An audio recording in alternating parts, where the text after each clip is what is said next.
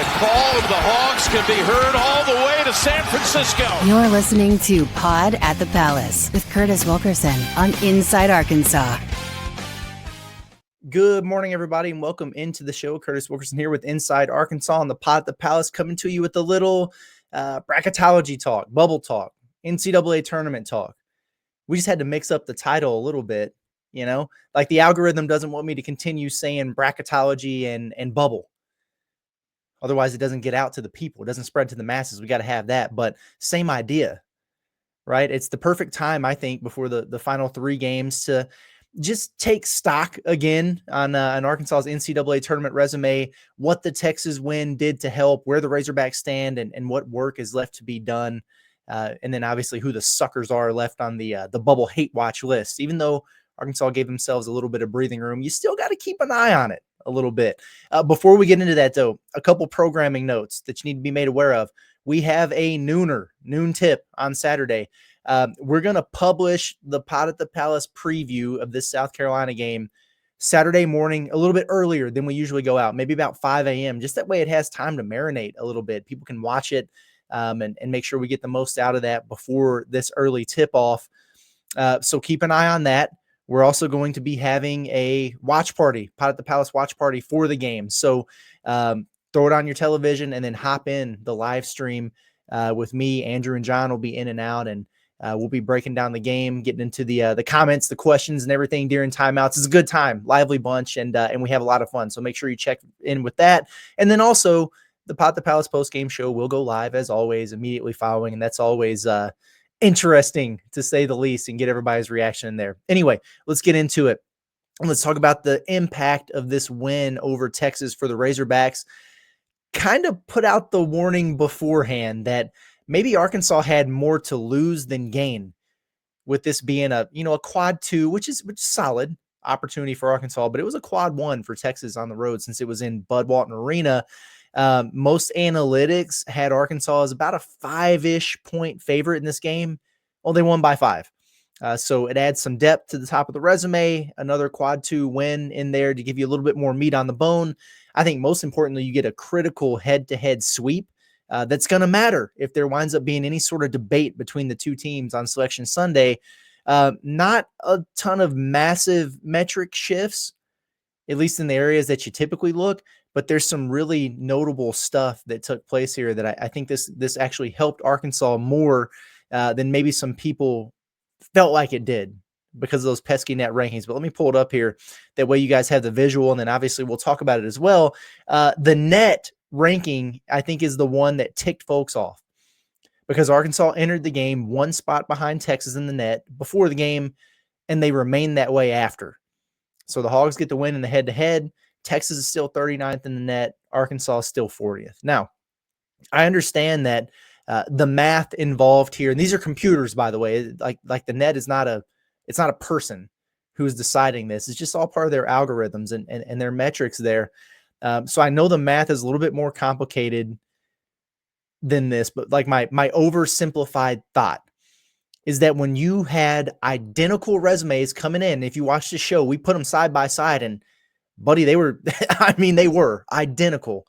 If you have that, and then you play a head-to-head, and Arkansas wins that head-to-head, regardless of where it was played, doesn't it just feel like the two teams should at least switch places? Shouldn't Arkansas have at least just bumped ahead of Texas in the net? I mean, I think so. I'm not mad that Arkansas didn't jump up 6 spots or something. I'm just mad that they didn't even move up above Texas after getting the win. Does a close road loss really mean more than actually winning a game at home? Like, at some point, the results have to matter, don't they? I guess we're going to find out. Like, what if Arkansas goes and loses close at South Carolina or at Vanderbilt?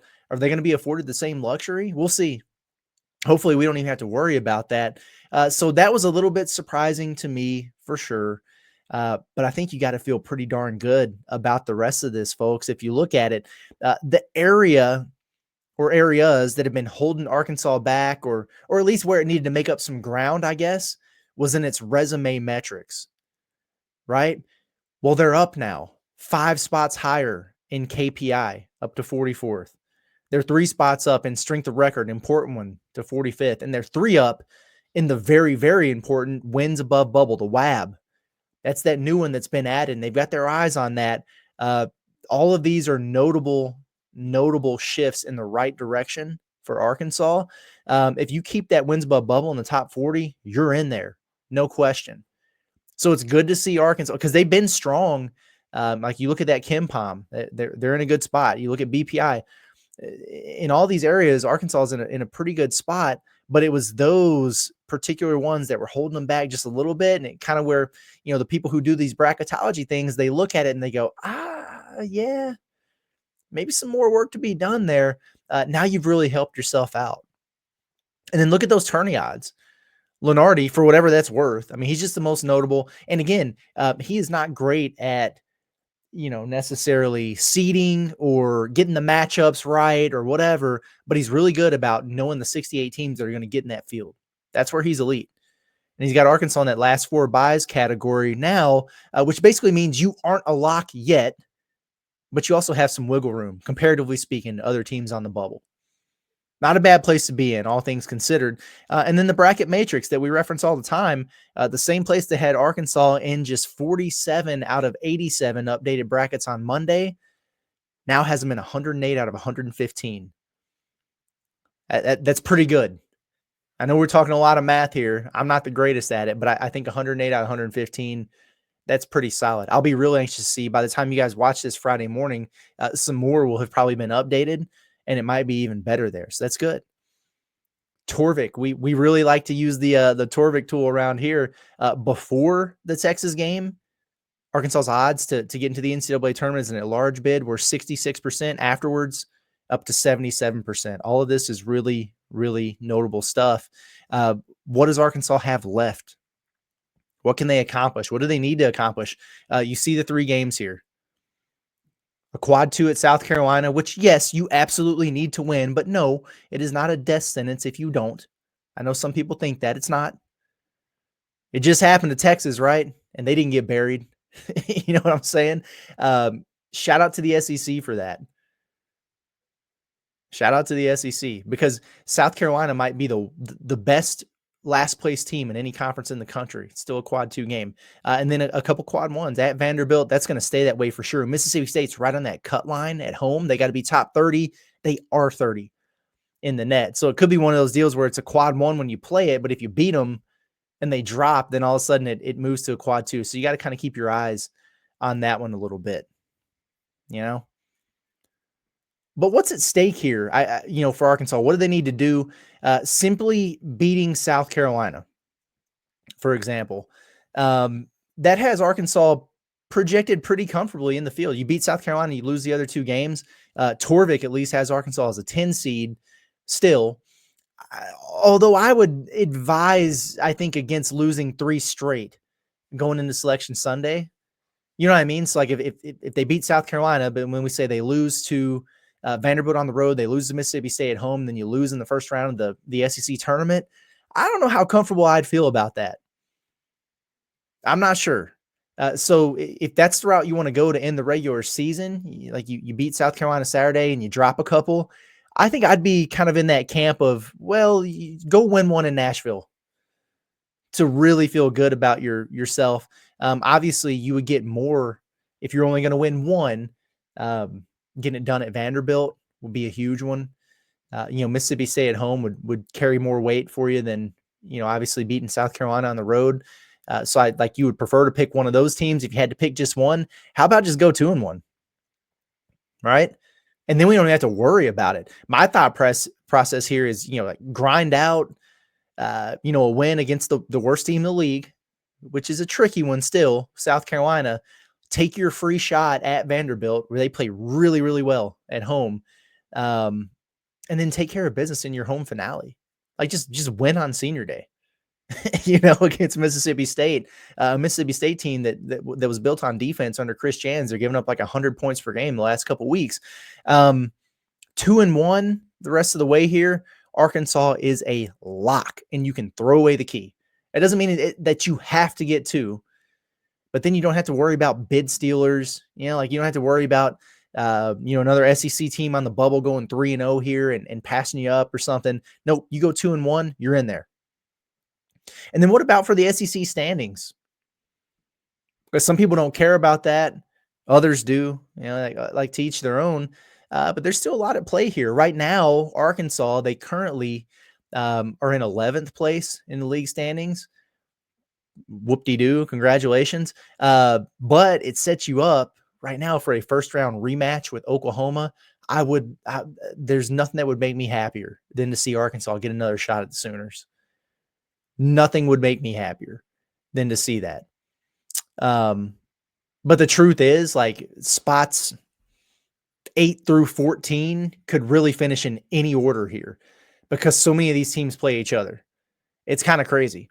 Arkansas, they're 11th right now. They're a game out of 9th. Interestingly enough, like, that's very much in play for you because your last 3 games, you play the last place team in the league, and then you have direct head-to-head matchups against those 2 teams right ahead of you. Vanderbilt, you're at 6-9. Vanderbilt 7-8. Mississippi State 7-8. So I mean, you're right there with an opportunity to pass either one of them, which would be interesting. If Arkansas gets into that top 8 discussion, then you don't have to play on Wednesday. You get a bye. You play on Thursday against a team that just played the night before. That'd be nice if you could work that out.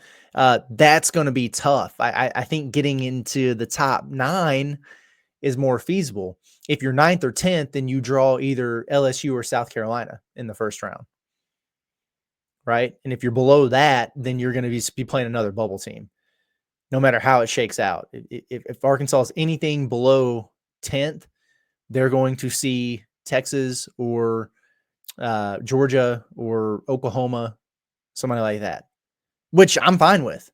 It's just another quad 1 opportunity on a neutral floor. Can't hurt you, can help you, essentially is where you're at there. So very much alive, to continue to climb up. And it's crazy because they were so buried, at 0-5 and then 1-6 for them to be flirting with getting back in the top half of the league here. It's pretty impressive stuff. And if you go look at, it makes sense. If you go look at the numbers over the course of the past month, the month of February, Arkansas is playing like a top 20 team in the country. And a top 5-ish SEC team. And I think that reflects in the results that we're starting to see and where those guys are at here. So the weekend hate watch, we got to get into that because we still got to pay attention. Arkansas did well for themselves, but they're not locked yet. And so until they are, you still got to pay attention to what other teams have going on. So just on the Saturday slate in the SEC, Oklahoma's at Ole Miss. Boy, Oklahoma missed an opportunity to get another big win over the team that all bubble teams get big wins over, which is Kentucky. They fell short, lost by 1 at home. That's tough for them because they're still, and I know that the selection committee doesn't look at your conference record or your conference standing. They don't care about that. It's your full body of work. But I have a hard time believing that an Oklahoma team, which is 4-10 in the league right now, you got 5 SEC wins, 5 wins since the turn of the calendar into January, that they're going to put you in there. If they're not able to get some more work, like, I feel like Oklahoma needs to win at least a couple more games. Still, you'd be looking at 6-12. I'm just saying, I'm not sold that the Sooners are in as good a position as maybe some of these other folks think they are. They need to go win at Ole Miss, and that's not going to be easy, especially where I have a feeling Chris Beard has been having some spirited practices since they went and lost by 30 to Auburn. And they lost to Vanderbilt over the weekend. Like, he's going to have those dudes focused. Porter Moser's got his work cut out for him. An Oklahoma loss is a good thing for Arkansas because you don't even want them in the conversation with you. Georgia, same thing. This is interesting. Georgia and Texas, 2 teams that depends on where you look at, but for the most part, I think they're going to both be in that kind of first 4 outish range. So one of them here is going to get a bump, and live to fight another day. Whoever loses this game, they're going to be in a pretty tough spot going into the last week. And I know a lot of these teams play each other still, but you don't want to be on the wrong side of this Georgia-Texas game this weekend. It's going to be a very interesting one to watch. Excuse me. And then you see the list, here on the right side, the others column around the country. There's just so many teams that are in the mix here. We don't have to dive too deep in any of them. North Carolina continues to hang around because they're they're not challenged in their league unless they're playing Duke. Basically with North Carolina, it's you cannot slip up against a Miami or anybody else, and you need to beat Duke in your regular season finale to get in. It's like there's zero margin for error for them. So keep an eye on that. Nebraska ball, they've dropped down into that bubble conversation. They were fairly safely in. They've been losing some games. If they get popped at home by a Minnesota team that, it's probably a quad 3, quad 4-ish loss if they come and beat you in your own place, but they've been playing better basketball of late. Keep a close eye on that one. Cincinnati's kind of gotten themselves back into that conversation. They just don't have enough quality on their resume. Well, winning at Houston will give them that tall task. I think it's fair to say. Golden opportunity for Xavier. They've been on the outside looking in. They're in the same situation where they need quality wins. You get Creighton in your own building, you win that, and then you start to have a case on your resume. SMU at Stanford, it doesn't matter. Like SMU doesn't have a quad 1 win. Stanford is not a quad 1 win. But if they lose, they're eliminated completely, in my opinion. Notre Dame at Wake. Wake has really hurt themselves here recently. That home loss to Florida State was a brutal one for them. NC State got them. Who got them the other day? Didn't they just lose again? So it's struggle bus city for Wake right now. They're probably in a situation where they need to win out and, maybe get to the finals of the ACC tournament. Like they're in a precarious spot here. But if you lose to Notre Dame at home, it's curtains. It's curtains for you, in my opinion. Virginia, is that who just beat them? Virginia? My goodness, what are they doing? Indiana at Washington. Indiana's fought their way back into it. They announced that they're firing their coach. Like he's stepping down at the end of the year, and they start winning games, man. It's kind of crazy. Since then, I think they beat Michigan State and Purdue to get themselves right back in the thick of things. You do not want to follow that up with a loss at Washington. That would be bad news for the Hoosiers. Boise State at Fresno. Boise State's just one of those teams that continues to win in the Mountain West. Fresno is really bad. I think they've only won 5 or 6 games all year. If you get popped there, then any case you have for an at-large bid's out the window. Baylor's falling back down to earth in a big way. They are struggling. They're going through it. They've got some injury stuff going on. They've underachieved. I think their record is actually worse than Arkansas's now. And they got the head-to-head over Arkansas, but they don't have as many high-quality wins as the Razorbacks. If you look at Lenardi's last 4 byes, Baylor's on that list with Arkansas. So they are not safe. You would think they'd beat Oklahoma State at home, but Oklahoma State did just beat a top 10 Iowa State team.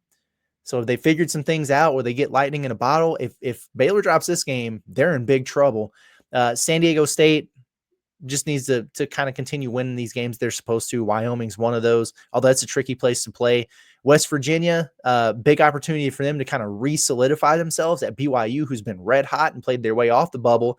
If they don't get that done, like they're still vulnerable for sure. And then Gonzaga, it's crazy to kind of watch where Gonzaga's at this point.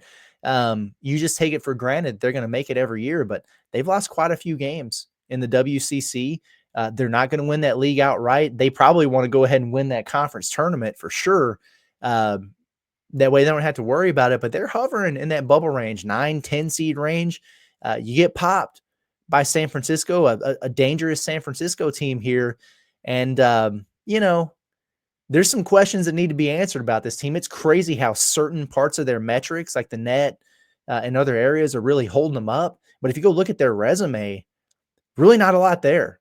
There's really not. I think they've only got 2 quad 1 wins. And, if they drop another game here in the regular season, people are going to really start heavily scrutinizing that resume. So there you have it. A lot of bubble hate watch for you guys. And honestly, at the end of the day, Arkansas just needs to handle their business. Get through South Carolina.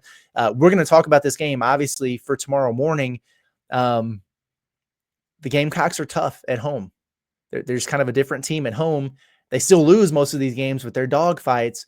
And more than anything, you just wonder about the gas in the tank situation for Arkansas.